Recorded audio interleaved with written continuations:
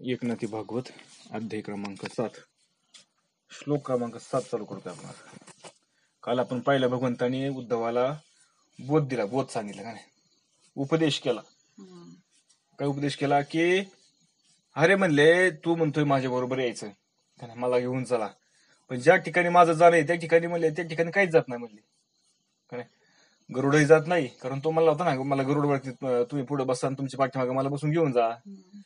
मग नंतर भगवंत म्हणले की मग तू नंतर म्हणशील की मला खांद्यावर घेऊन जा, पण मला खांदाही नाही, मला हातही नाही, माझं स्वरूप कसं आहे निर्गुण निराकार आहे मी म्हणले. मग तुला मी नेणार कसं काय, म्हणून खरं स्वरूप माझं कसं आहे, तुझं खरं स्वरूप कसं आहे ते समजून घे, ते ब्रह्मज्ञान प्राप्त करून घे तुला, तरच तुझं काय होईल इथून तुझं कल्याण होईल, आणि तर होणार नाही. आपण हे काल विषय पाहिला, आज पाहूया. यदिदं मनसां वाचां चक्षुर्भ्यां श्रवणादिभिं नश्वरं गुह्यमानं च विद्वी माया मनोमोह्यम. हे जे मन बाणी, हे जे मन वाणी डोळे कान इत्यादी इंद्रियांनी ग्रहण केले जाणारे द्वैत आहे ते मनोमय असल्यामुळे मायामय आहे असे ओळख, आणि ते हे नश्वर आहे हे समजून घे. काय सांगते भगवंत, फार सुंदर विषय बरं का. आता आपण जे जे दृष्टी देखिले ते दृश्यत्व वाळिले, जे जे श्रवण गोचर झाले तेही वाळिले शब्दत्वे. अरे म्हणले जे जे तुला काय होतंय,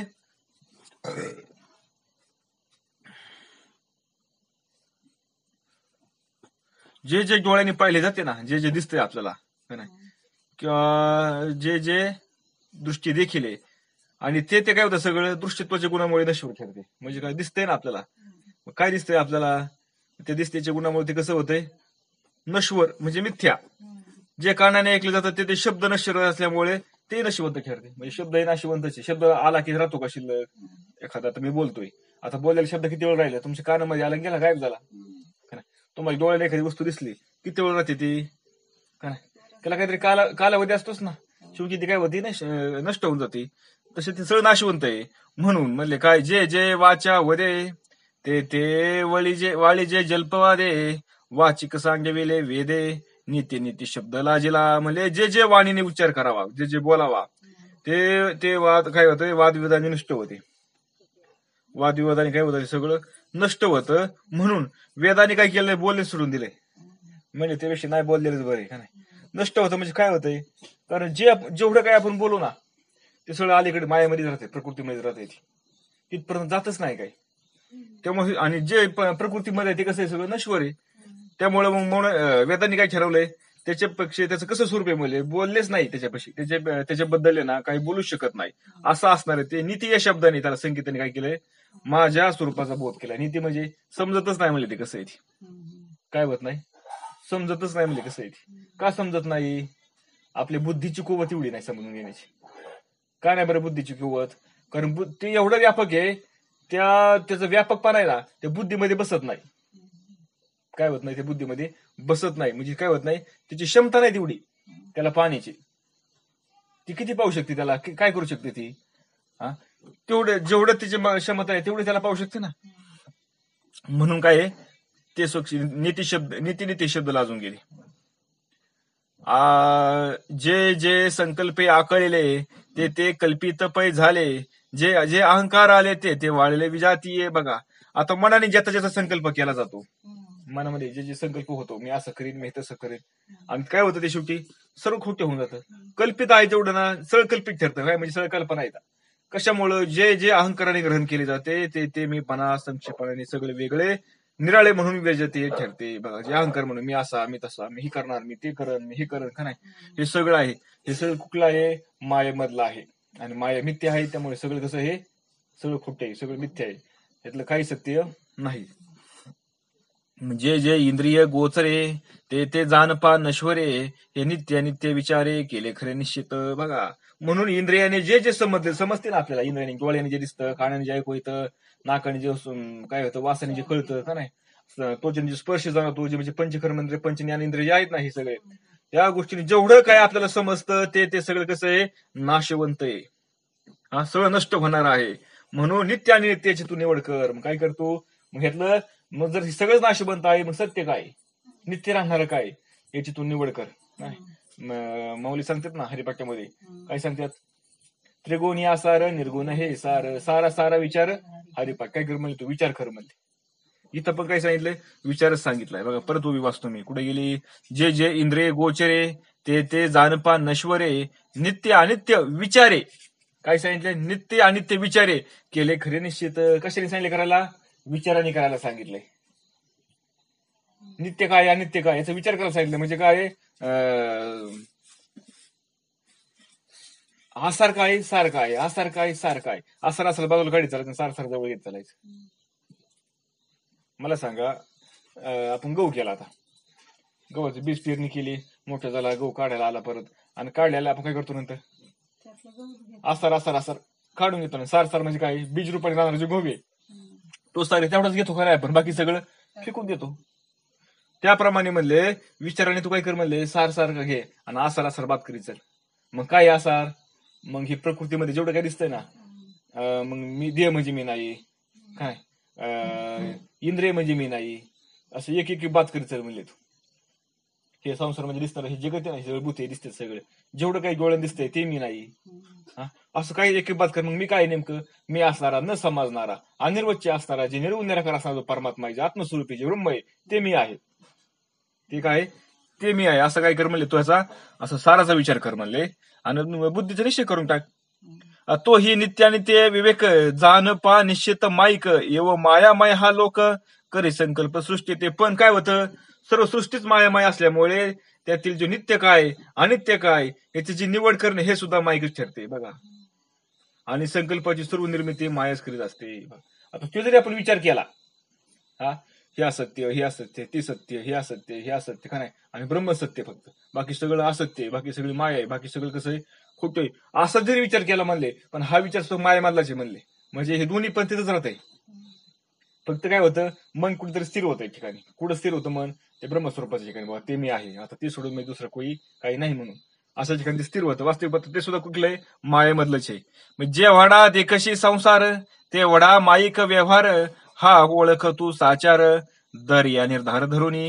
म्हणले अरे उद्धवा, संसारात जेवढे काही तू पाहतोस ना, जेवढं काय तुला संसारामध्ये दिसतं, हे सर्व माईक व्यवहार आहे असे तू जाण. कसे सगळे हे माईक व्यवहार आहेत. माईक माईक व्यवहार म्हणजे कसे आहेत, माईक म्हणजे मायेपासून तयार झालेले सगळे.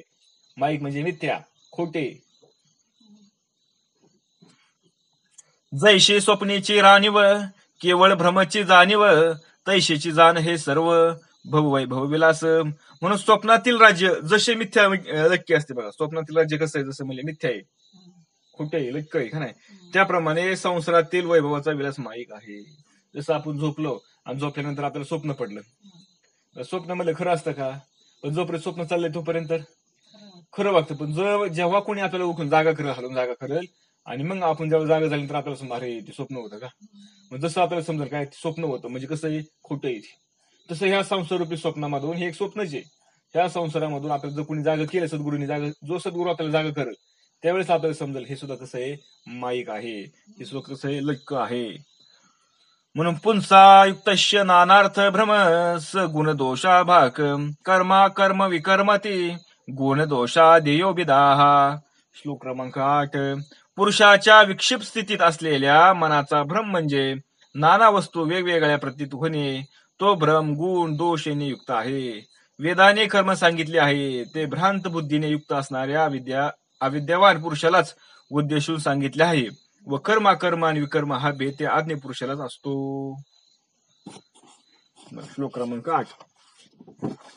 परमात्मेशी जो विभक्त, जो पुरुष बोली जे आयुक्त, त्याशी नानात्व भेदू भासत निज निजत्व विसरून. अरे जो मनुष्य स्वतःला परमात्म्याहून वेगळा समजतो, जो मनुष्य काय करतो, स्वतःला देव वेगळा मी वेगळा असं जो समजतो ना, त्याला आयुक्त म्हणायचं. आयुक्त काय म्हणायचं, त्याला आयुक्त म्हणायचं. युक्त युक्त म्हणजे काय, प्रकट होणे, आणि आयुक्त म्हणजे काय, अप्रकट.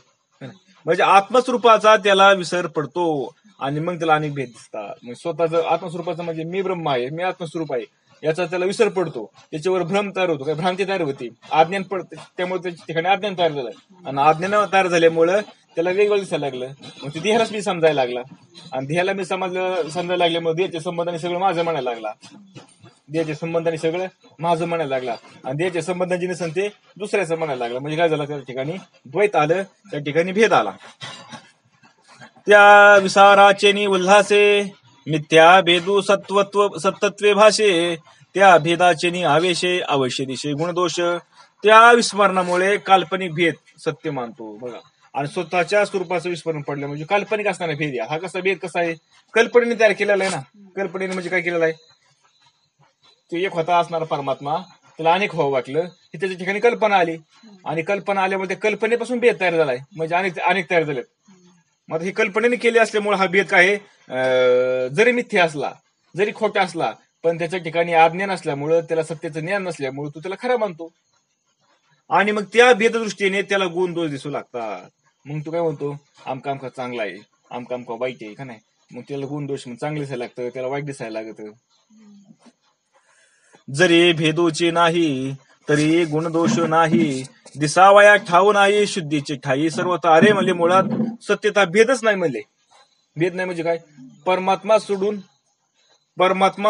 त्या ठिकाणी दुसरं काहीच नाही म्हणले. परमात्मा सगळं आहे म्हणजे काही भेदच नाही म्हणले. असं असणारा परमात्मा आहे, शुद्ध परमात्मा आहे.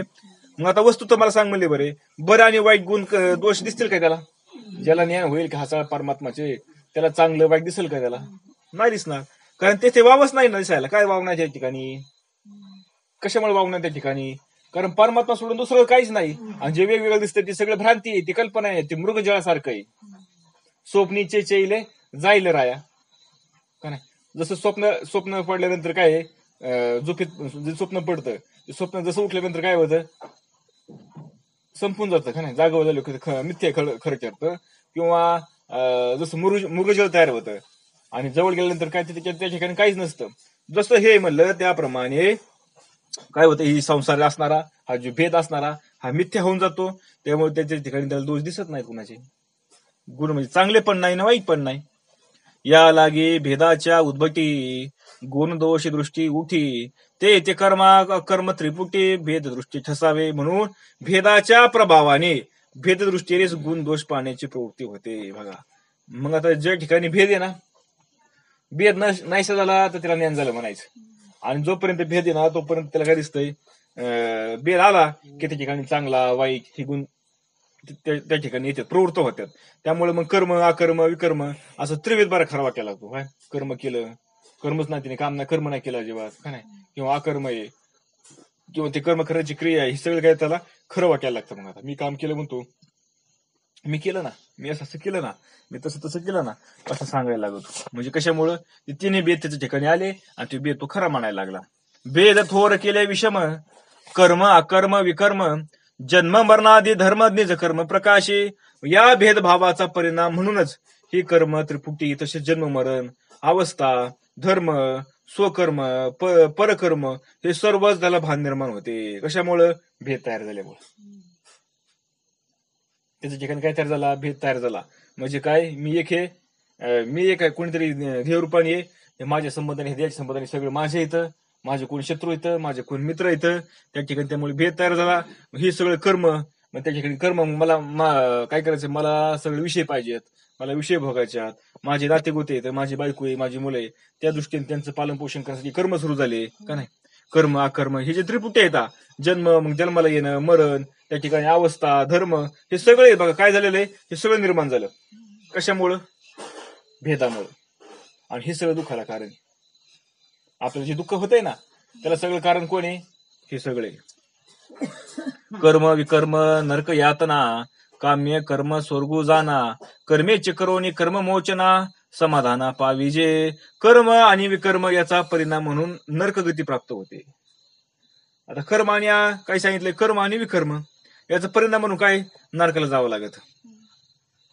आणि यज्ञाती काम्य कर्म स्वर्ग भोग देतात बघा.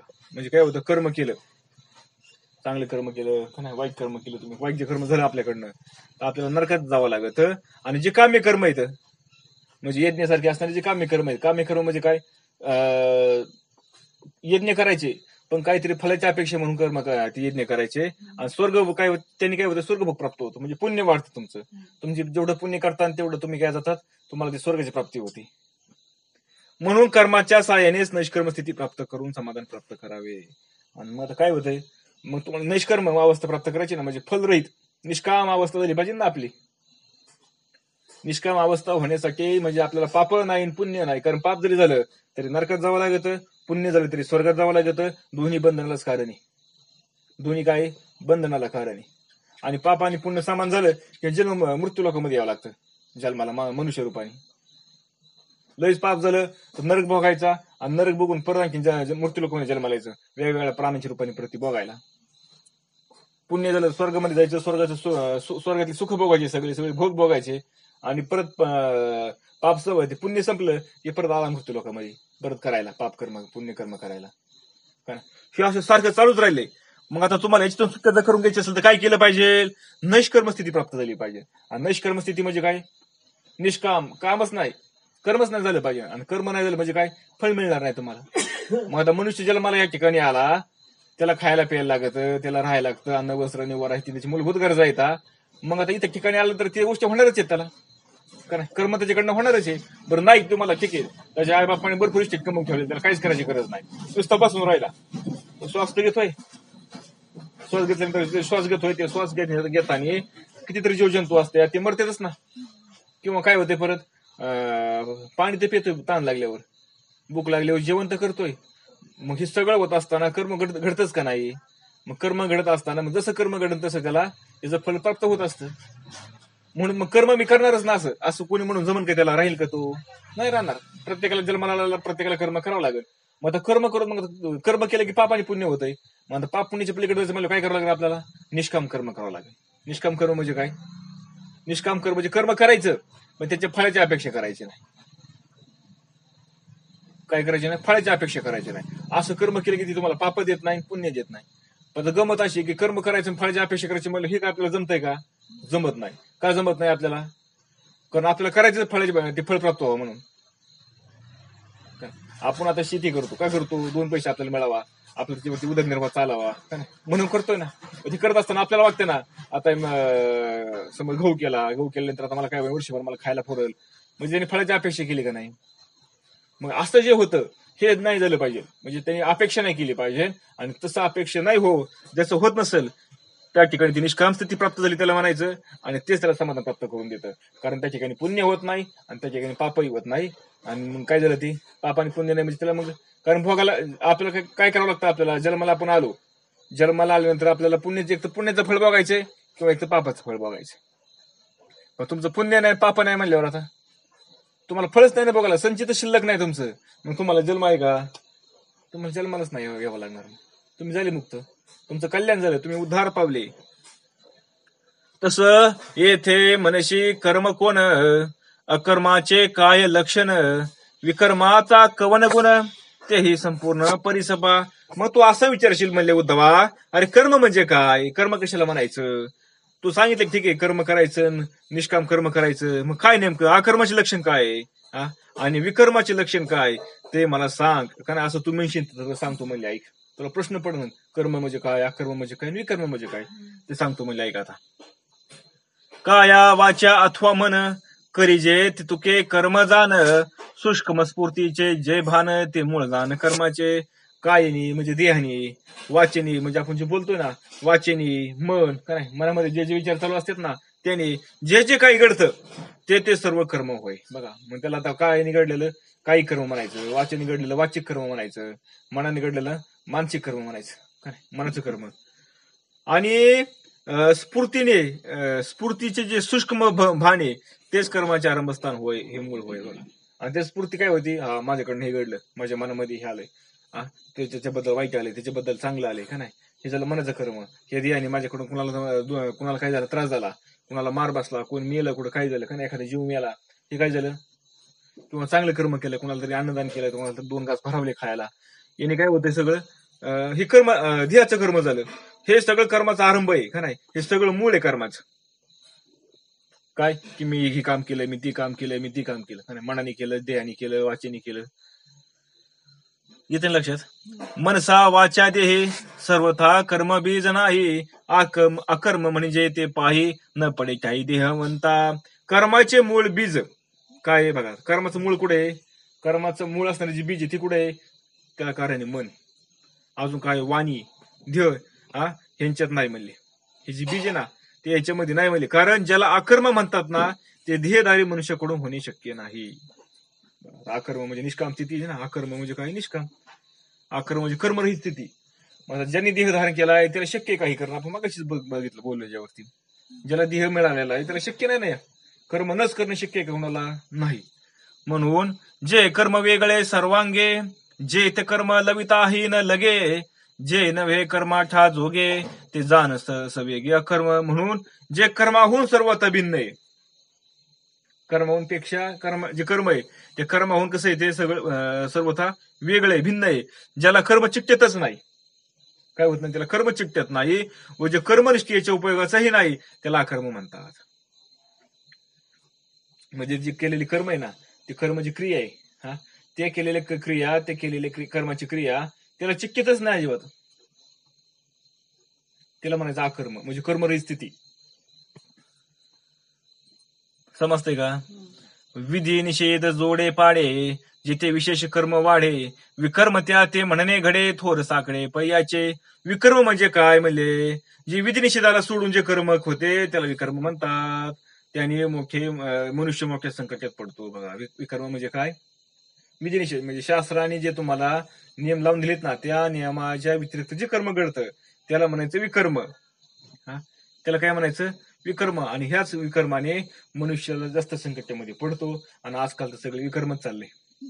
शास्त्राने सांगितलेले होतं का, शास्त्राने जे सांगितले करायला, कसं राहायचं, कसं बोलायचं, कसं खायचं, कसं प्रत्येक गोष्टीला नियम लावून दिला शास्त्राने, होतं कधी आपल्याकडनं नाही. म्हणजे आपल्याकडनं मग ते जर होत नसेल तर आपल्याकडनं काय होतंय, विकर्मच होतंय.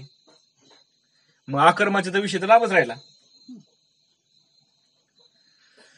मग कर्म सर्वसाधारण त्याचे विकरा ते पावले जाण, उठले विधी निषेध दारुण विकर्म जाण ते म्हणजे पै. अरे सर्वसाधारण कर्माला फाटे फुकतात. सर्वसाधारण कर्म आहे ना त्याला काय होतात, फाटे फुकत असतात, विकल्प निर्माण होतात, आम्हाला विधी निषेध उत्पन्न होतात, म्हणजे तिथे विकर्म घडते.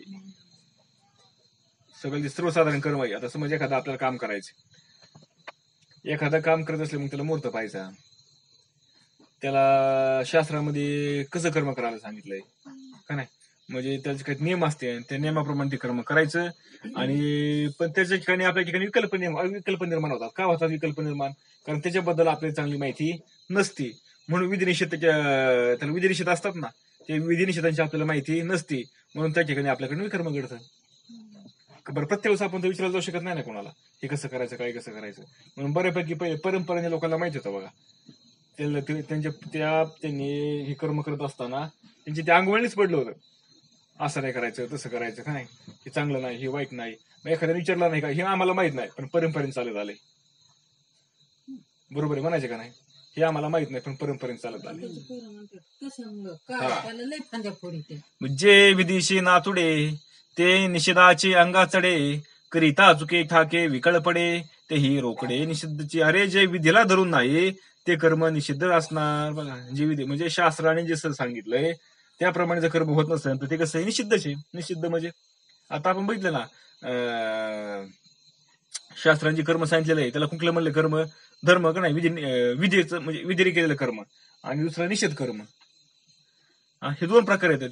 मग जे काय होतंय विकर्म आहे ते निश्चित कर्मामध्येच मोडलं जातं, म्हणून ते आचरताना दोष घडतात. मग ते कर्म करत असताना आपल्याकडनं दोष घडतात, आपल्याला त्याची जाणीव होत नाही, आपल्याला ते कळत नाही, पण आपल्या संचितामध्ये जाऊन पडतं ते दोष घडलेले, त्यात खंग पडतो. म्हणून ते कर्म खरोखरच निषिद्ध आहे, विकर्मच आहे. कसं आहे ते विकर्मच कर्म आहे. ऐशे कर्म विकारले ते विकर्म पदे वाखानिले, येव कर्मा कर्म दाविले विभाग निमित्त तुझं. ह्याप्रमाणे विकर्म म्हणजे काय, कर्म आणि अकर्म म्हणजे काय हे मी तुला दाखवले. आता एकनाथ महाराज काय म्हणतात, वर्णन करतात ना, काय वर्णन करतात पुढे ऐका आता. जीवाशी अविद्येक उत्पत्ती, त्याची कर्म अविद्येक होती, श्रीधर व्याख्यानाची युक्ती तेही उपपत्ती परेशी. अरे म्हणले अज्ञानामुळे जीव निर्माण होतात. जीव कशामुळे निर्माण झाला, अज्ञानामुळे. म्हणजे त्याला स्वतःच्या स्वरूपाचं ज्ञान नाही म्हणून तो जीव पण आला, जीवदशेला आलाय तो. त्याला जर ज्ञान असतं तर तो जीवदशेला आला असता का, नसता आला. आणि त्याचे कर्म ही अज्ञानयुक्त असतात, त्यामुळे कर्म करताना कर्म कसे असणार त्याचे, अज्ञानामध्ये असणार ना. त्याला त्याचं ज्ञानच नाही ना, मग करायचंय आले चालत चाललंय कर्म.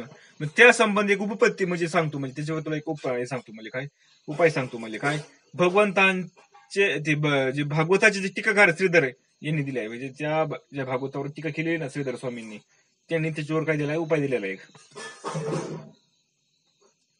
अविद्यायुक्त जीव परम त्याशी नित्या क्रिया तेची कर्म नित्य न करणे ते अकर्म विकर्म ते निषिद्ध. अरे जीव आत्यंतिक अविद्येने युक्त आहे. जीव कसा आहे, त्याच्या ठिकाणी अविद्या आहे, म्हणजे आज्ञाने, पूर्णपणे आज्ञाने, गाढ आज्ञाने त्याच्या ठिकाणी काय आहे, गाढ आज्ञाने. आणि तो नित्य क्रिया ही त्याची कर्म आहे. नित्य सतत काहीतरी करत राहणं ही त्याची काय, ही क्रिया आहे त्याची, सतत काहीतरी क्रिया करत राहणं म्हणजे तेच कर्म आहे म्हणले. पण ते घडते, त्याने जर घडले तर अकर्म होते. आता तो जे कर्म करतोय तिचं नाही घडलं, ते काय झालं, अकर्म झालं.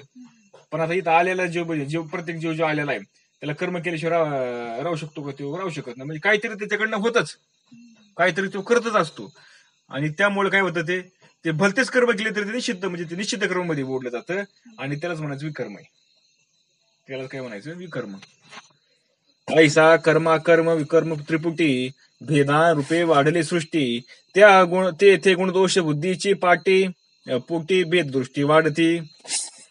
अशी भेदानुरूप कर्म त्रिपुटी सृष्टीमध्ये वाढत होते. बघा असे जे असणारे 3 प्रकार आहेत, कर्म, अकर्म आणि विकर्म, यांनी काय होतो, त्या सृष्टीमध्ये त्या जीवाच्या ठिकाणी भेद वाढत जातो. त्यामुळे गुणदोष पाहिले जातात आणि विधी निषेधाचा विचार उत्पन्न होतो. बघा मग चांगलं कर्म कोणतं, वाईट कर्म कोणतं, काय होतं, याचा विचार तयार होतो.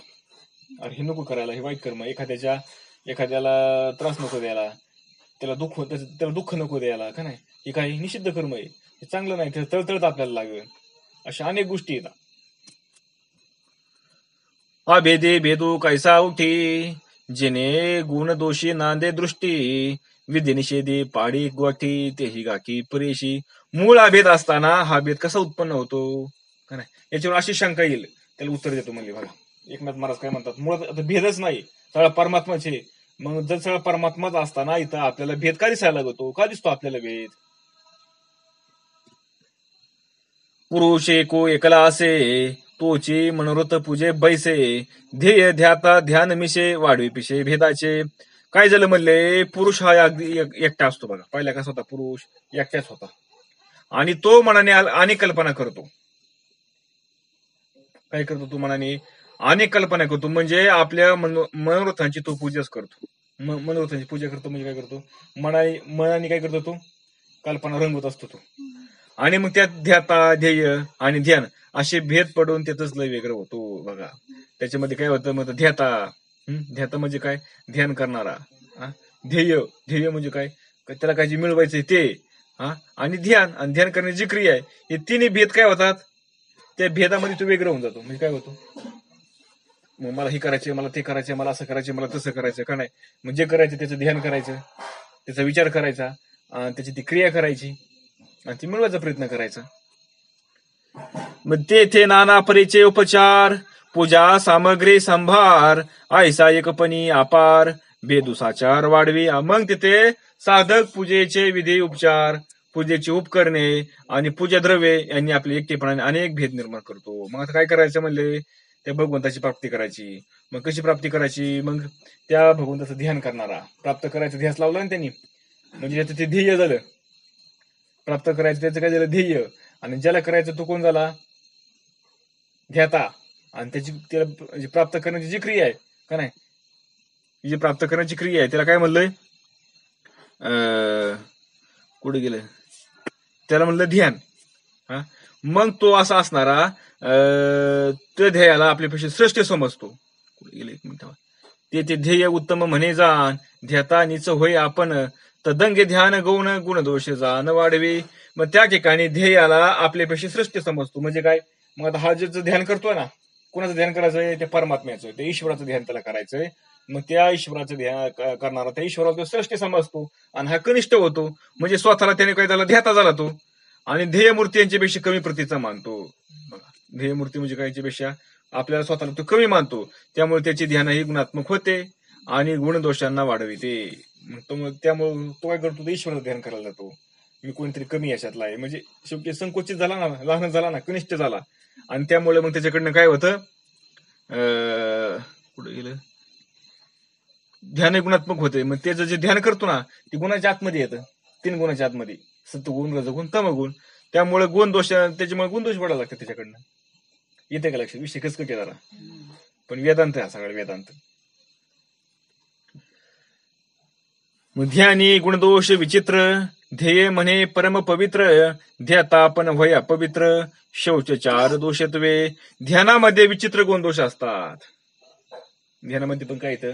विचित्र असे गुण आणि दोष येतं, म्हणजे चांगलं आणि वाईट.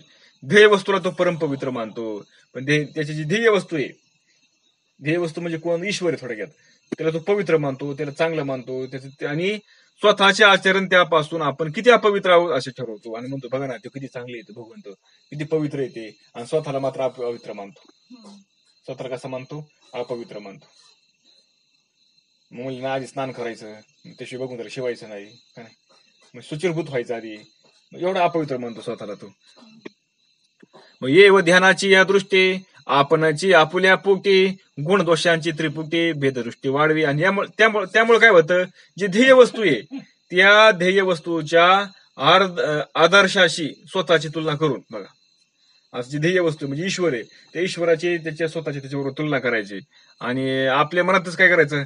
बघा ना, चांगले बाबा, किंवा दुसऱ्या एखादा व्यक्ती असेल, आदरणीय असेल आपले कोण, त्यांच्यापेक्षा काय म्हणणार? बाबा काय त्यांचं जीवन चांगले आहे, काय सुखी जीवन आहे त्यांचं, का नाही, काय त्यांचं राहणीमान चांगले, आणि त्यांच्यापेक्षा स्वतःला मात्र निकृष्ट समजून घ्यायचं. दोष ह्याची तू छाननी करीत बसतो, आणि त्याच्या काही भेदबुद्धी वाढत चालते. म्हणजे दुसरं कोणतरी तुला चांगलं आहे, तुला श्रेष्ठ आहे, त्यांचं सगळं ते गुण संपन्न आहे, का नाही, ऐश्वर्य संपन्न आहे. आपण मात्र कसे येतं? आपल्याकडे ऐश्वर्य नाही, गुण नाही, काहीच नाही, आणि प्रत्येक जीव स्वतःला कमीच मानत असतो. जरी बोलताना नाही बोलला ना, पण मनामध्ये असतं त्याला, बघा त्याच्याकडे असं आहे, आपल्याकडे नाही ना, का नाही, असं मानत असतो तो.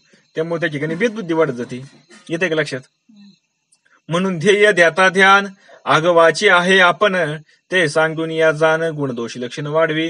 म्हणून खरोखरच ध्यान करणारा, ज्याचे ध्यान करायचे तो आदर्श व ध्यानाची क्रिया, हे सर्व आपणच आहोत. बघा, पण त्याच्या हेच लक्षात येत नाही की ध्यान करणारा कोण आहे? आपणच येतं, बरं का. ज्याचं ध्यान करायचंय तो पण कोण आहे? आपणच आहे. आणि जी क्रिया आहे तो हे आपणच आहे, असा त्याचा निश्चयच होत नाही. तो निश्चय करतच नाही, कारण त्याच्या ठिकाणी आज्ञा नाही, त्याला कळतच नाही नेमकं खरं काय ते. त्यामुळे त्याच्याकडनं ह्या चुका होतात. म्हणजे नेमकं चुकीचं काय, बरोबर काय, त्यामुळे त्याचे गुणदोष आणखीच वाढत चालतात. गुणदोष काय होत चालतात? त्याचे वाढत चालतात. हे सगळं कशामुळे होतंय? अज्ञानामुळे होतंय. यथा सांग त्याचं ज्ञान नसल्यामुळे सगळ्या गोष्टी होत असतात. म्हणून आता उद्धवा हे अवघी सृष्टी, वाढली अशी भेददृष्टी, तेने भेदे उठा उठी कर्म त्रिपुटी वाढवली. आणि त्यामुळे काय झालं म्हणजे उद्धवा, या अवघ्या सृष्टीमध्ये सगळा भेद वाढत गेल्यामुळं हे त्या भेदाने ह्या सृष्टी तयार झाली. कशापासून? कल्पनेपासून. कल्पनेने सगळी सृष्टी तयार झाली, आणि त्यामुळे ह्याच्यामध्ये विविध, म्हणजे जे वेगवेगळे दिसतात ना आपल्याला सगळे भूत, ह्या दृष्टीमुळेच आपल्याला वेगळे दिसायला लागले. चांगले आणि वाईट, चांगले आणि वाईट, चांगली वाईट आणि मध्यम, चांगली वाईट आणि मध्यम, हे 3 दोषामध्ये. त्यामुळे भेदामुळेच कर्म, अकर्म आणि विकर्म याचे कर्म 3 भाग पडले जातात. मग भेद आला म्हणून चांगलं कर्म आलं, भेद आला म्हणून वाईट कर्मही आलं, भेद आला म्हणजे विकर्म आलं, आणि भेद आला म्हणूनच निष्काम कर्म म्हणजे अकर्म त्याच्यामुळे झालं. कशामुळे आलं? भेदामुळे झालं. वास्तविक पता सांगा बरं, 3 कर्म इथं आहेत का? भेद जर गेला तर, भेद जर गेला तर 3 कर्म याच्याकडे नाहीत ना. पण आपल्याला वागताना आहे माझ्याकडनं वाईट घडलं बरं का, माझ्याकडनं चांगलं घडलं बरं का. जोपर्यंत असं वागते ना तोपर्यंत गुतला.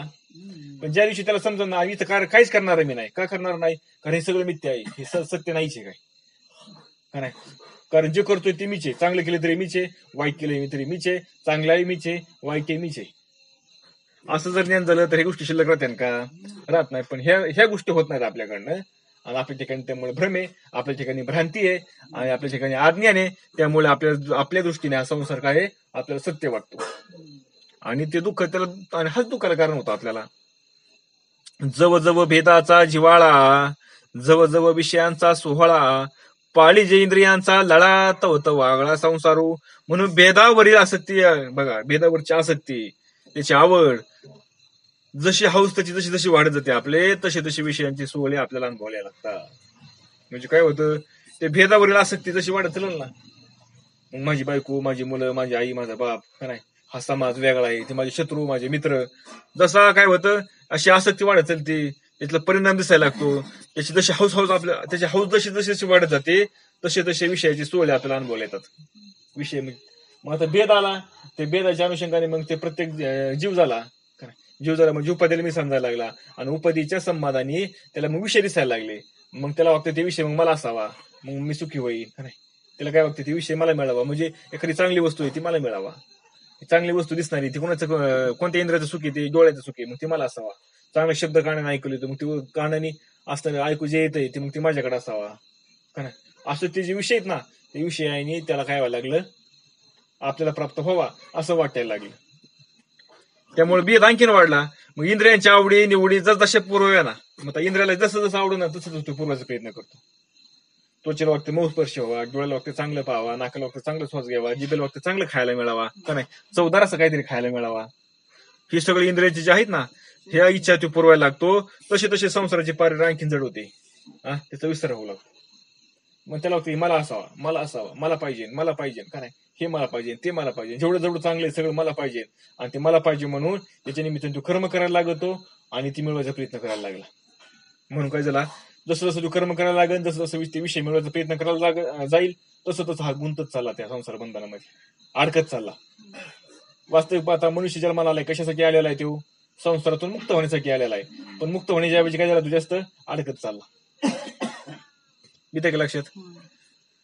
सापा पाहिजे पियुख त्याची परतुने होय विख, तैशे इंद्रिया दिजे जव जव संतोक, तव तव दुःख भोगीचे. काय होतं, जसं म्हणले सापाला जर अमृत पाजलं तर ते अमृत विष होऊन जातं, का नाही, त्याच्या दातामध्ये ते काय होतं, विषच होतं ना. त्याप्रमाणे म्हणले इंद्रियाने जो जो सुख घ्यावे आपण ते काय होतं, दुःखाला प्राप्त होत.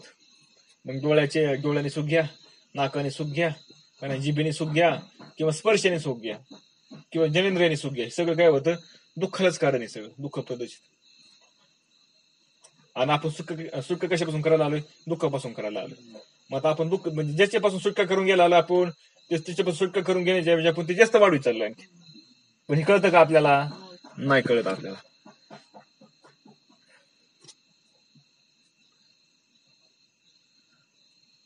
तस्माद्युक्ते इंद्रियांग्रामो युक्त चिद्द इदम जगत आत्मानिशस्वम वितताम आत्मनम मयदीश्वरे. श्लोक क्रमांक 9. म्हणून तू आपल्या इंद्रिय समुदायाला नियंत्रित कर आणि चित्त आपल्या आत्मस्थितीमध्ये स्थिर करून हे विस्तीर्ण जग आपल्या आत्मस्थानी पहा, व आत्म्याला ब्रह्मरूप आशा या जगताच्या ईश्वरूप आशा माझ्या ठिकाणी एकूण झालेला पहा. मग आता काय होतंय म्हणले उद्धवा, तुला मी आता प्रकारे सांगितलं ना, काय सांगितलं, काय होतंय, मनुष्य ह्या दुःखातून सुटण्यासाठी इथं आलाय, दुःखातून सुटण्याचा प्रयत्न करतोय. पण दुःखातून सुटण्याचा प्रयत्न करताना त्यातून सुटण्याऐवजी तो जास्त दुःखामध्ये गुंतत चाललाय, त्या बंधनामध्ये जास्त गुंतत चाललाय. आणि जेवढं बंधनामध्ये गुंतन तेवढं दुःखाला कारण आहे, तेवढं काय दुःखाला कारण आहे. मग आता काय करावं लागेल म्हणले, त्याचं की तू काय कर म्हणले उद्धवा, भगवंताने उपाय सांगितलाय. या लगे इंद्रियाच्या द्वारे विषय नेदवा चतुरे, जेवे विषय रांधिले शिरधारे, सांगेचे दुरी न चाकता. म्हणले मग काय करतो आता, मग हे बघ, म्हणून तू सुज्ञ माणूस ज्याप्रमाणे विषारी खिरीचा एक थेंबही न खाता चाक फक्त दूर फेकून देतो, त्याप्रमाणे विवेकी माणसाने इंद्रियाच्या द्वारात विषयाचे पावले पुढे जाऊन देऊ नये. बघा काय सांगितलं म्हणले, एखादा हुशार माणूस आहे, त्याला माहिती आहे ते खीरमध्ये विष टाकलेलं आहे, मग तो विष खातो का, ती खीर खातो का? जसं तो खीर खात नाही तसं आपल्याला जो विवेकी आहे, ज्याला कळतं ना या विषयामध्ये सगळं दुःखच आहे, का नाही, आजा गेला, पंजा गेला, बापही मसनात गेला, बापही मसना गेला, देखत देखत ना तो पण तोही तैसा झाला. अरे म्हणले आतापर्यंत आपण जो हुशार आहे बरं का, जो विवेकी आहे तो विचार करतो, आतापर्यंत सहजतेने मागं पाहिलं, अरे आतापर्यंत कोणाला सुख मिळालंय, का मिळालं नाही सुख, कारण प्रत्येक जण कुठे शोधायचा प्रयत्न करतोय, विषयामध्ये सुद्धा शोधायचा प्रयत्न करतोय, आणि आतापर्यंत अजून तरी माझ्या कोल्यामध्ये कोणाला विषयामध्ये सुख मिळालेलं नाही. म्हणून तू इतरांना विचारतो, तुम्हाला सुखी आहोत, तुम्ही सुखी आहात का, तुम्हाला सुख मिळालं का? पण त्याला त्यांच्यामध्ये त्याला सुख मिळायला दिसत नाही, म्हणून तो काय करतो, विचार करतो काय, की जी इंद्रियांच्या द्वाराने जेवढं सुख मिळवायचा प्रयत्न करायला जावा ना, तेवढं सुख होण्याच्या ऐवजी त्याच्या पत्रात दुःख बस पडतं. त्याला जरी तेवढ्या पुरतं सुख मिळाल्यासारखं वाटलं, पण वास्तविक पद्धती खरं सुख नसतं, ते दुःखच असतं. पण ते कधी कळतं त्याला, नंतर कळतं. म्हणून घमघमीत अमृत फळे वरे सर्प घातल्या गरळे, ते न सेविता कावळे शिवणी कळे निज घातू म्हणले रसाळ आंबे आहेत म्हणले चांगलं मस्त पिवळे पिकलेले आहेत सुगंध येतो त्या आंब्यांचा. पण काय झालं म्हणले त्याच्यावरती सर्पाने काय केलेले ते सर्पाचं विष पडलेलं आहे म्हणले. त्या आंब्यावरती काय झालं सर्प आला होता आणि सर्पातून काय झालं तिथं त्याच्यावर बसला होता येडा घालून आणि त्याच्यावर तिथं विष पडले त्या आंब्यांवरती. मग ते फळ ते जे असणारे आंबे येतात ते आंबे कावळे सुद्धा खात नाहीत. मस्त सुंदर आंबे चांगले आहेत रसरशीत एकदम. पण कावळा सुद्धा ते आंबे खाणार नाही का कारण त्याचं खाल्लं तर आपण मरून जाऊ. लक्ष देतोय का दिसताना कशी दिसते ते आंबे एकदम पिकलेले सुगंधित का नाही एकदम चांगले वाटतात आपल्याला. पण आता त्याच्या माहिती आपल्याला आपण पाळलेलं आहे साप त्याच्यावर बसला होता त्याचं विष पडलेलं कोण खाईन सांगा बरं तुम्ही खाईल का कोण. तसं म्हणले तैसे सेविता विषयाशी कोण गोडी मुमुक्षाशी प्रतिपदी आत्मघाताशी अहर्नशी देखता. त्याप्रमाणे म्हणले मुमुक्षांच्या विषयांच्या सेवनाची गोडी कशी वाटणार सांगा बरे. म्हणले जे मुमुक्ष आहेत मुमुक्ष त्यांना ते विषय भोगावा असं वाटेल का. जे मुमुक्ष त्यांना बरं का म्हणजे त्यात आपण त्यांना नाश होण्याची भय सतत दिसत असते. त्यांना आपण जर हे खाल्लं तर आपण काय होणार मरणार. म्हणले काय झालं एकदा पाहुण्याची तिथे जेवायला बोलावलं बरं का.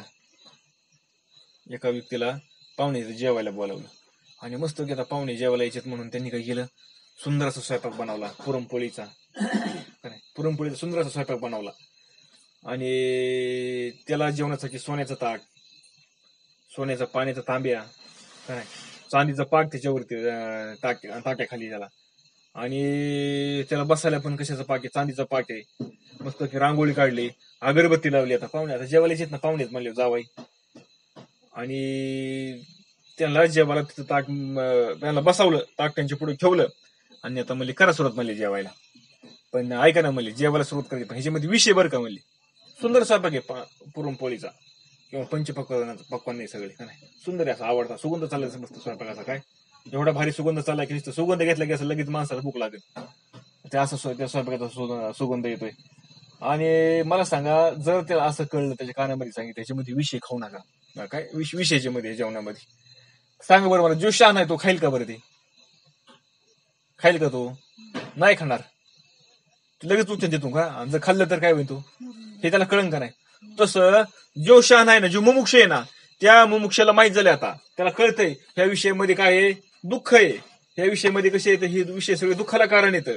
मला सांगा बरं कोणता शहाणा माणूस परत हे करेल बरं ते विषय बघायचा प्रयत्न करेल शहाणा बरं का. आता आपल्याला कळत आहे बस काय हे विषय म्हणजे दुःखच आहे पण तरी आपण काय करतोय जरी आपण ते विषय बघायचा प्रयत्न करतो का नाही का आपण मूर्ख येतं पण शहाणा बघीन का सांगा बरं. मग आता आपण मगाशी प्रमाण बघितलं आतापर्यंत पिढ्यानपिढ्या गेल्या आपल्या आतापर्यंत कोणाला या विषयामध्ये सुख मिळालं कोणाला सुख मिळालं नाही या विषयामध्ये बरोबर का नाही. एवढं कर्म करायचं मर्म सगळं करायचं कोण सुखी झाला का कुणी सुखी झाला नाही. मग एवढं सगळं असताना या विषयामध्ये गोडी ठेवून या विषय मिळण्याचा प्रयत्न जे करणार आहे प्रयत्न केले नाही पाहिजे का ते कर्म आहे कर्म फक्त करत राहायचं पण ती मिळावं म्हणून असं अपेक्षा करायची नाही.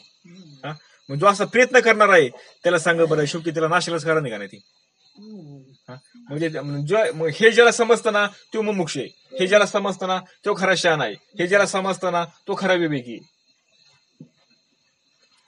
आत्मघातू न देखती ते विषयी विषयो सेवती जैशी दिवा भीता मध्यराती आसता ग बसती मध्यानी. म्हणजे विषयांत लोक त्यात होणारा आत्मनाश ओळखत नाहीत बघा. म्हणजे आता विषयाने आंधळ झालेले आहेत त्याला विषय सोडून दुसरं काही दिसतच नाही ते मात्र ते ओळखत नाही आपण मरू नाही जगू ती काय विचार नाही करत ती काय करते बिनधास्त विषय सेवन करायचा प्रयत्न करतात. आणि जसं म्हणजे वटवाकूळ काय करतं दोन प्राणी सुद्धा रात्री काय असते ना असे समजतं ना तसं त्याचं काम आहे. त्याच्या ठिकाणी काय आंधळच येते म्हणजे काय विषय तो अंदाज झालेला आहे म्हणून त्याला दिसत नाही त्याला ती विषय दिसते त्याला रात्र दिसते. तैशीची विषय सेवन मुमुक्षाशी घडे जाण ते नेन चुके जन्म मरण आत्मपतन तयांचे. म्हणून त्याप्रमाणे मुमुक्ष जर विषय सेवनाला अज्ञानाची रात्र समजत असेल समजतात जे मुमुक्ष येतं आणि त्यांनी जे विषय सेवनाला जर अज्ञानाची रात्र समजली कारण विषय सुखामुळे जन्म मरण तर चुकत नाही, उलट आत्मपतन मात्र होते. मला सांगा मग, जर ते विषय चांगलं खरं जसं तो मरून जाईल, तसं हे विषय जरी दुःख देणारे असले तरी आपण त्याचा भोगायचा प्रयत्न केला तर शेवटी ते काय देणार आहेत? दुःख देणार आहेत. अहो त्यांचं कामच ते दुःख द्यायचं. त्यांच्यामध्ये सुख नाहीच आहे, त्यांच्यामध्ये काही दुःखच आहे सगळं. जेवढे आपण भोगू ना तेवढं दुःखालाच कारण आहे सगळं. हे माहित असताना आपण काय करतो, जर भोगलेच तर शेवटी आपल्याला काय होणार आहे? जर त्या अन्नामध्ये विषयच हे कळलंय आपण, तरी आपण जर ते ग्रहण केलं, सेवन केलं, शेवटी आपण मरणारच आहेत ना. तसं या विषयामध्ये पण काय आहे? दुःखच आहे. हे माहित असताना आपण ते विषय जर सेवन केले तर शेवटी काय होणार आहे? आपल्याला सुद्धा दुःखच भोगावं लागणार आहे ना. आणि आपण सुख प्रयत्न कशासाठी करतोय? दुःखातून सुटण्याचा प्रयत्न करतोय. सांगा बरं, कधी सुटतो आपण दुःखातून?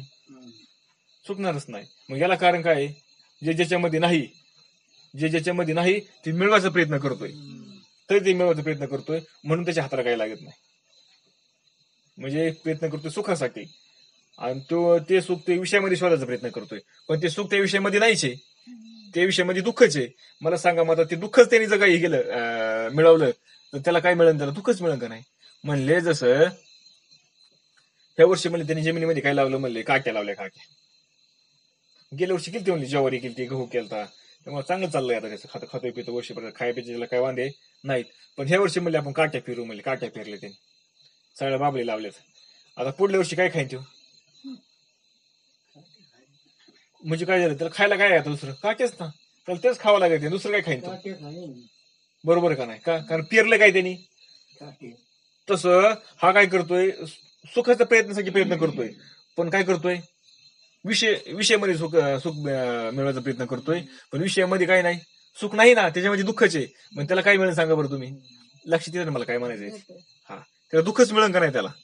तसं मग भगवंत सांगतात, मनशी प्राणी याची स्थिती, विषयावरी निश्चिती, विषय त्यागे केवी राहते, ते सुगम स्थिती अवधारी. म्हणून प्राण्यांची उपजीविका विषयावर चालते.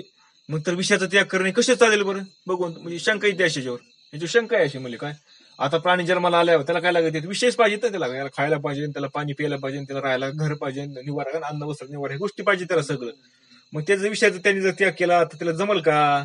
हा, अशी शंकाच्यावरती येईल. म्हणजे त्याला युक्ती सांगतो म्हणजे त्याला, विषय तर शेवायचे, विषय सुटणारच नाही. ते विषय जे आपल्याला गरजेचं आहेत ना, ते तर भोगावंच लागते ना. ते पाहिजेतच ना. आपल्याला अन्न पाहिजे, आपल्याला पाणी पाहिजे, आपल्याला निवारा पाहिजे, आपल्याला वस्त्र पाहिजे का नाही? हे सगळं पाहिजेच ना. पण हे सगळं भोगू नये, एक युक्ती सांगतो म्हणजे ऐक. आसता इंद्रियाचा नियमो, करी चित्ताचा उपरमो, आयसा दोही पुरी सुगमो, उत्तम उत्तम हा त्यागो. म्हणजे इंद्रियांचा निग्रह केला म्हणजे चित्ताला शांती प्राप्त होते. म्हणजे इंद्रियांचा निग्रह करायचा, गब्बस म्हणायचं, अजिबात मिळणार नाही तुला. हा, अशा दोन्ही प्रकारे त्याचा त्याग करण्याची एक पद्धत आहे, ती सोपी आहे बघा. म्हणजे काय करायचं? इंद्रियाचा निग्रह करायचा, त्याला द्यायचंच नाही विषय. म्हणजे काय होईल म्हणले? ही सोपी पद्धत सांगतो म्हणजे कसं करायचं ते बघा. इंद्रिय असं तो विषयावरी, मन रे गोनी दे त्या भितरी, हाही त्यागू सर्वापरी योगेश्वर बोलीजे. काय म्हणतात भगवंत? इंद्रिय विषयाकडे वळतात, पण ती मनाने वळून द्यायची नाही. मनाला ताबा ठेवायचा आहे, मनाला सांगायचं अजिबात जाऊन द्यायचं नाही. म्हणजे उदाहरणार्थ कसं, आपल्या पुढे पेड्याचा बॉक्स ठेवलेला आहे आणि डोळे सांगतात त्या ठिकाणी पेडा आहे का नाही, बुद्धीला सांगितलंय त्या ठिकाणी पेडा आहे.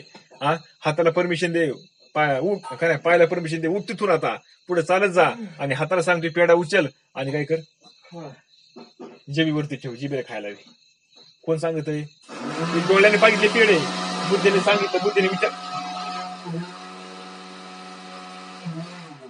बुद्धीने विचार केला आणि काय केलं? लगेच लगेच आणि ही कुणी केलं? हे कंट्रोल कुणाचं आहे? सगळं मनाचं आहे. मनाला लगेच हे केलं, काय केलं? आज्ञा सोडली इंद्रियांना लगेच. म्हणजे कर्म इंद्रिय येतं, त्यांना सांगितलं पायाला उठा आणि पेढे घ्या. हाताला सांगितलं की उचल तो पेढा आणि घाल कुठं? मुखात. म्हणजे काय झालं? हे काय सांगतो मी तुम्हाला? इंद्रियावर स्वामित्व कोणाचं आहे? मनाचं आहे. मग ते मनाला सांगायचं, अजिबात काय करायचं? त्यांना सांगायचं तुम्ही ते खा म्हणून. जसं म्हणजे आडबगनाथाला सांगितलं ना, माणिक का नाही, म्हणजे माणिक होते ना आडबगनाथ असणारे, त्याला गोरक्षनाथाने काय सांगितलं? जे मन ऐकून सांगेल ना त्या त्याच्या विरोधात करायचं म्हणजे का नाही. तसं ह्याला म्हणा, त्या इंद्रियांच्या कंट्रोलसाठी त्या मनाला बसवायचं आणि मनाला सांगायचं, इंद्रिय मागते ना ते त्यांना द्यायचं नाही. डोळे म्हणले ना मला पेढा खायचा आहे, मला सांगायला अजिबात मिळणार नाही का नाही. डोळ्याने पेढा दाखवला पण जीभ मध्ये खायचा आहे, अजिबात मिळणार नाही. सांग, मनाने सांगितलं जायचंच ना अजिबात. मग हाताने पाय जाते तिथं पेढा घ्यायला, जाणारच नाही. तसं म्हणले हा एक प्रकारे म्हणले, पण मन मात्र त्यात आसक्त होऊ देऊ नये. पण मनावरती आपलं कंट्रोल राहिलं पाहिजे. आता मन कंट्रोल राहतं का सांगा बरं? मन सांगतोय जाणार येणे घेऊन खायला आपल्याला, हा लगेच बुद्धीला परमिशन देते. बुद्धी लगेच काय उठ पायाला निघाले, पाय लगेच तिकडे चालत चालत. मग यासाठी श्रेष्ठ योगी त्यागच म्हणतात बघा. म्हणजे श्रेष्ठ योगी असतात ना, हे प्रयत्न करतात लांब कुठेतरी जंगलात जाऊन बसायचं, वनात जाऊन बसायचं आणि त्यासाठी ह्या सगळ्या विषयापासून लांब जायचं. म्हणजे दिसणारच नाही म्हणले आपल्याला. ते ऐकत नाही ना. तुम्ही एकदा दोनदा तुम्ही तीनदा त्याला समजून सांगतात मनाला, पण किती दिवस तुम्ही समजून सांगता आणि एकदा दोनदा तीनदा झालं, चारच्या वेळेस म्हणून नाही गाड्या तुझं लय झालं, आता मला काही दम निघत नाही, मला खाऊ देत आता ते विषय, येऊ देस भोगू देते विषय मला, असं होईल का नाही? म्हणजे ते मन आपलं कंट्रोल होतं का? नाही. म्हणजे ते मनाला सांगून जर तुम्ही कंट्रोल केलं तर ते होऊ शकतं भगवंतांनी सांगितलं. पण मनाशी विषयाचे फळ, विषय द्याशे ते चपळ, नवे मनशी ते निश्चळ, एक समळू पाहू. यावर अशी शंका आहे, यामुळे मन चंचल होईल म्हणले. यावरती यामुळे मन चंचल होईल, निश्चित म्हणजे काय होणार, निश्चल होणार नाही, म्हणजे काय स्थिर होणार नाही. काय होईल ती चंचल होईल, स्थिर होणार नाही. आणि यावरही उपाय आहे म्हणले, तो ऐक म्हणले. मग त्याला स्थिर कसं करायचं ते सांगतो म्हणले, ऐक म्हणले. आता माझे स्वरूप सर्वगत, मना बाहेर आणि आत, जेथे जेथे जायला चित्त तेथे तेथे असे. मग तू असे मनाशी म्हणायचं, ज्या ठिकाणी मन जाईल ना, ज्या ज्या स्थळी हे मन जाय माझे, त्या त्या ठिकाणी निजरूप तुझे, असं समजायचं. म्हणलं सर्वव्यापी आहे म्हणले माझं स्वरूप, कसं सर्वव्यापी आहे. मग मनाच्या आतही मीच आहे, मनाच्या बाहेरही मीच आहे, जिथे जिथे मन जाईल तिथे तिथे कोणी सगळं मीच आहे, असं मनाला सांगून द्यायचं. मग मज वेगळे जावं याशी, ठावो नाही पै चित्ताशी, स्वदेशी हा हो परदेशी अहर्निशी. मग जा तू, जेथे मी नाही अशी एवढी जागा जाण्यासाठी चित्ताला उपलब्ध नाही. सांगा बरोबर. जर सगळा मीच व्यापक आहे तर आता तुमचं चित्त, तुमचं मन कुठं जाईल बरं? जिथं जाईल तिथं म्हणायचं हा परमात्माची, जिथं जाईल तिथं हा परमात्माची. आणि मनाला काय लागत, विषय लागतोय, त्या विषयाकडे जर गेलं तरी तो परमात्माची, पेडा जर दिसला तरी तो परमात्माची, का नाही? आशेने काय म्हणले, स्वदेशात परदेश सर्व ठिकाणी जरी मन गेलं, कोणत्याही स्थानी काय माझ्याशिवाय काहीच नाही म्हणले, का नाही? अहोरात्र कुठे ठिकाणी माझ्याच पैसे येते. आता कुठे जरी तुमचं रात्रीचं जरी कुठे मन गेलं, दिवसा जरी कुठे गेलं तर काय बरं, मनाचा स्वभाव आहे जाणं, मनाचा स्वभाव काही चंचल आहे, ती इथं पळणारच सारखं. मग ते पळत असताना काय करायचं, त्याला एकच सांगून देतं, हा सगळा परमात्माची, सगळा कोणी हा परमात्माची. परमात्मा सोडून एक जागा, सोयीची एक टोका एवढी जागा शिल्लक नाही परमात्मा सोडून. मग जर सगळा परमात्मा म्हणले, मग मन जिथं जिथं तिथं कोणी सगळं देवच आहे. मग आयशे निज रूप सतत, पाहता थोरावले चित्त, त्या चित्ता माझी अद्यंत पाहि समस्त हे जग. याप्रमाणे तू काय कर म्हणले, आपले स्वरूप सतत पाहू लागशील. मग आता जे परमात्मा स्वरूप आहे ते तुझं स्वरूप आहे. मग ज्या ठिकाणी मन जाईना ते सगळे रूपे कुणाची येतं, तूच ब्रह्मरूपाने सगळ्या चराचरामध्ये भरलेला आहे. तेव्हा तुझे चित्त व्यापक होईल. म्हणजे काय होईल, तुझं चित्त आता व्यापक होऊन जाईल, सगळं कोण येतं तूचेस. म्हणून आधीपासून आतापर्यंत सर्व जग तुझ्या आहे, चित्तातच तू पाहशील. बघा, मग आधी जेव्हापासून जग तयार झालंय तर आतापर्यंत सगळं जग कुठे आहे, तुझ्या चित्तामध्ये. कारण सगळा कसा आहे, तूच झालेला आहेस. होतंय का असं, समजतंय का? अथवा जीवस्वरूप तुझे चांग, त्या माझे पाहता हे जग, जगाची होईल तुझी अंग, अति निर्व्यंग निश्चित. अथवा तुझे जीवस्वरूप फार चांगले आहे, त्या तू सर्व जग पाहू लागलास, म्हणजे तुझे सर्व अंग चिद्रूप काय जगद्रूप होऊन जाईल. म्हणले तुझं काय म्हणले, तुझे दुसरा प्रकार सांगितले त्यांनी. म्हणले आता पहिला एक प्रकार झाला, जिथे ज्या ज्या ठिकाणी मन जाईल ना त्या ठिकाणी मीच आहे असा भाव तयार कर म्हणले. दुसरा त्यांनी प्रकार सांगितला, जीवस्वरूप फार चांगले आहे. म्हणले काय जीवस्वरूप, ठीक आहे जीवस्वरूप आहे ना तू, जीव झालाय ना, मग त्याच्यामध्ये तू सर्व जग पहा, सगळं जगतच कुठे त्याच्यामध्ये. असं जरी पाहिलं म्हणले तरी तुझं काय सगळं अंग जगद्रूप होऊन जाईल. म्हणजे कसं आहे, जीवरूपाने म्हणजे उपाधीन जरी तू पाहिला, तुला वाटते ना बा मी आत्मस्वरूप आहे, उपाधी म्हणजे मी तुला वागते, ध्येस म्हणजे मी वागतोय. मग तू असा विचार कर ना, हे सगळं तयार कसं पंचमहाभूतापासून तयार झालं सगळं, हा सगळं हे पंचमहाभूताचे. मग सगळ्या जीवामध्ये काही सगळ्या ठिकाणी जेवढं त्याला दिसतं ना आपल्याला, सगळं पंचमहाभूताने भरलेलं आहे. मग सगळं कोण झालंय, पंचभूताने मीच झालं, म्हणजे जीवरूपाने झालं ना, जीवरूपाने सगळं कोण झालाय, मीच झालाय.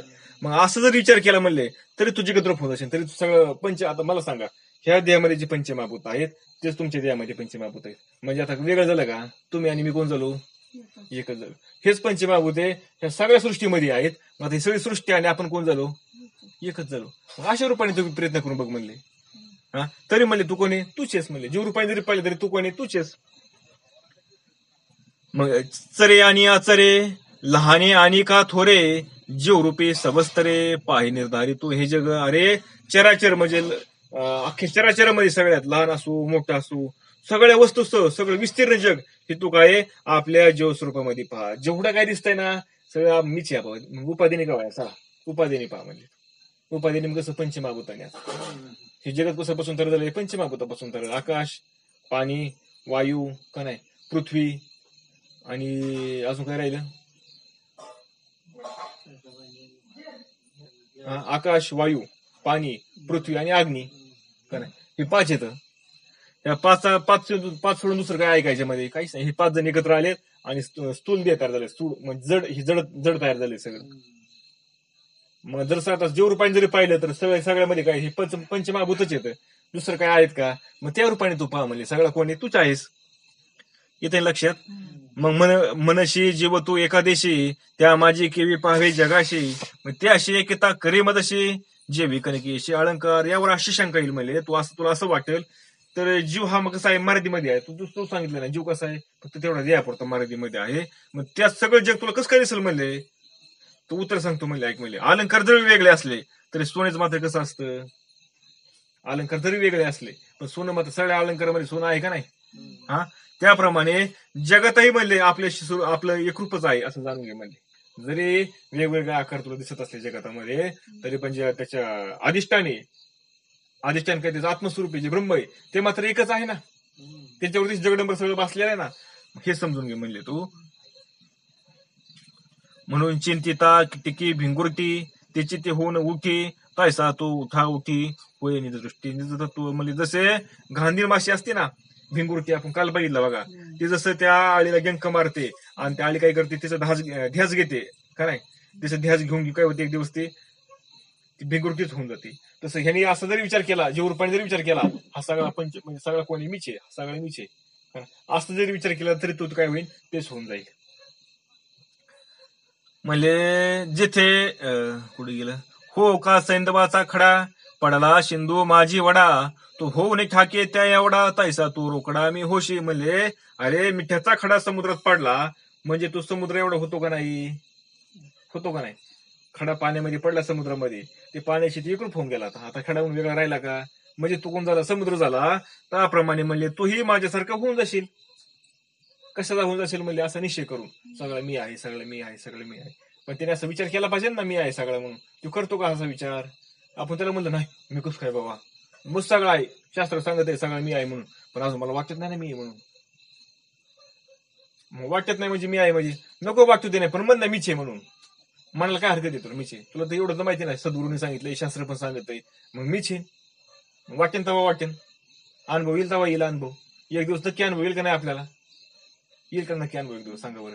जोपर्यंत आळी वेगळी आहे आणि ती गांधीर माशी वेगळी आहे ती रोज येते डंक मारते पण तिला बस माहिती मी आळी ती गांधीर माशी ती मला चावती ती मला चावती मग तिचा ध्यास कोणाचा लागला तिला त्या गांधीर माशीचा लागला शेवटी तिला पंख फुंकते गांधीर म्हणून ती उडून निघून जाते बरोबर का नाही. पण जोपर्यंत होत नाही तोपर्यंत तिला वाटतं ना मी आळी पण ध्यास कोणाचा घेतला तिचा घेतलाय तसं जोपर्यंत आपण जीव आहे जोपर्यंत आपल्याला वेगळं वाटतं तोपर्यंत म्हणायचं ना आपण तो परमात्मा मी आहे का नाही सगळं मी सोडून दुसरं काहीच नाही सगळं मीच आहे. एक दिवस नक्की आपण ते हो का नाही. राम म्हणता म्हणता रामजी व्हायचे पदी बैसून पदवी घ्यायचे राम म्हणता राम होणार आहे का नाही. तसं कर म्हणले एक दिवस तू नक्की म्हणले काय होऊन जाशील की तसंच होऊन जाशील म्हणले. कारण जिथे मी तुपणाचा भेद फिटून जाईल विषेद परमानंदे शुद्ध बुद्ध मुक्त सिद्ध तो होशी. कारण जर तुला सुख जपायचे असेल ना तर तुझ्या ठिकाणचा मी आणि तुपणाचा भेद गेला पाहिजे. जोपर्यंत हा भेद पूर्णपणे जात नाही तोपर्यंत शुद्ध बुद्ध मुक्त सिद्ध असा परमानंद तुला कधी होणार नाही. त्यामुळे तुझा हा भेद गेलाच पाहिजे. भेद गेला तरच तुला तो परमानंद प्राप्त होईल अन्यथा होणार नाही.